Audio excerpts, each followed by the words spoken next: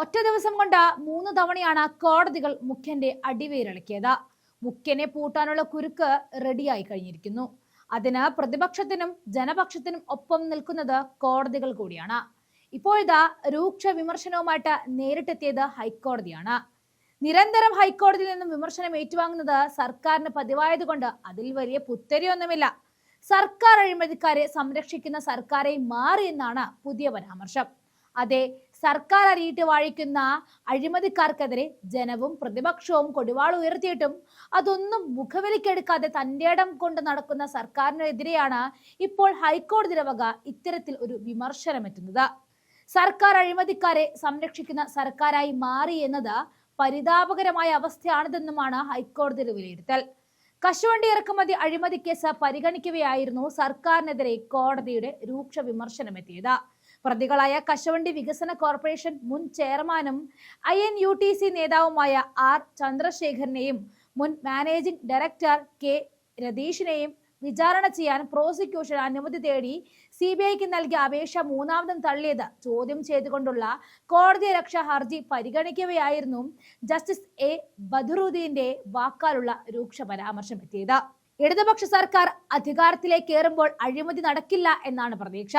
ഇപ്പോൾ അഴിമതിക്കാരെ രക്ഷിക്കുന്ന സർക്കാരായി മാറിയെന്നാണ് മനസ്സിലാക്കാൻ കഴിയുന്നത്. വളരെ പരിതാപകരമായ അവസ്ഥയാണിതെന്നാണ് കോടതി കുറ്റപ്പെടുത്തിയത്. സർക്കാർ അഴിമതിക്കാർക്കൊപ്പം സഞ്ചരിക്കുകയാണ്. ഇക്കാര്യം ഏതെങ്കിലും ഉത്തരവിൽ എഴുതിയേക്കും. കോടതിയലക്ഷ്യ നടപടിയാണിത്. എന്തിനാണ് സർക്കാർ 2 വ്യക്തികളെ സംരക്ഷിക്കുന്നതെന്നും ആരാണ് ഇതിന് പിന്നിലെന്നതും കോടതി ചോദിക്കുകയായിരുന്നു.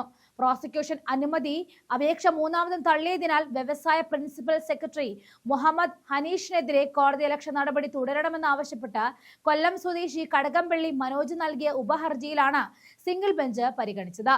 സത്യവാങ്മൂലം ഫയൽ ചെയ്യുവാൻ സർക്കാർ സമയം നൽകിയതുകൊണ്ട് വിഷയം ഒരാഴ്ച കഴിഞ്ഞ് പരിഗണിക്കുവാൻ മാറ്റിയിട്ടുണ്ട്. 2006 മുതൽ 2015 വരെയുള്ള കാലത്തെ തോട്ടണ്ടി ഇടപാടുകളിൽ അഴിമതി കാണിച്ചു എന്നതാണ് കശുവണ്ടി അഴിമതി കേസ്.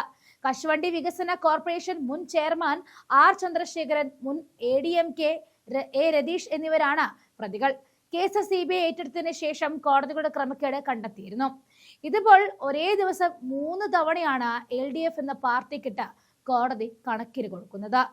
മറ്റേത് സർക്കാരിന് ഔദ്യോഗികമായി കൊടുത്തുവെങ്കിൽ രണ്ടാമത്തേതും മൂന്നാമത്തേതും CPM കുതന്ത്ര രാഷ്ട്രീയത്തിനും ആക്രമണ രാഷ്ട്രീയത്തിനുമാണ് കൊടുത്തത്. തിരുവനന്തപുരത്തെ വൈഷ്ണ സുരേഷിന്റെ സ്ഥാനാർത്ഥിത്വം ഇല്ലാതാക്കാൻ നോക്കിയ CPMനെതിരെ ഒരു പെൺകുട്ടി മത്സരിക്കാൻ നിൽക്കുമ്പോഴാണോ ഇത്തരം പ്രശ്നങ്ങൾ? വൈഷ്ണയെ വോട്ടർ പട്ടികയിൽ ഉൾപ്പെടുത്തണം എന്നായിരുന്നു ഹൈക്കോടതി പറഞ്ഞത്. തീർന്നില്ല, TP കേസിലും കണക്കിന് കിട്ടി. അത് കൊടുത്തത് സുപ്രീം കോടതി ആയിരുന്നു എന്ന് മാത്രം.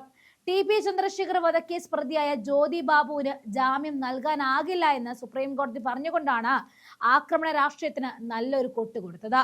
TP വധക്കേസ് ഒരു കൊലപാതക കേസാണെന്നും പെട്ടെന്ന് എങ്ങനെ ജാമ്യം നൽകുമെന്നുമായിരുന്നു സുപ്രീം കോടതിയുടെ ചോദ്യം. പ്രതികൾക്ക് കള്ളും കഞ്ചാവും നൽകിയുള്ള VIP പരിഗണനയ്ക്കും കണക്കിന് കോടതി കൊടുത്തു. എന്തായാലും 3 തവണയാണ് ഒറ്റ ദിവസം കൊണ്ട് മുഖ്യന്റെ അടിവേരിളക്കാനായിട്ട് കോടതി എത്തിയത്.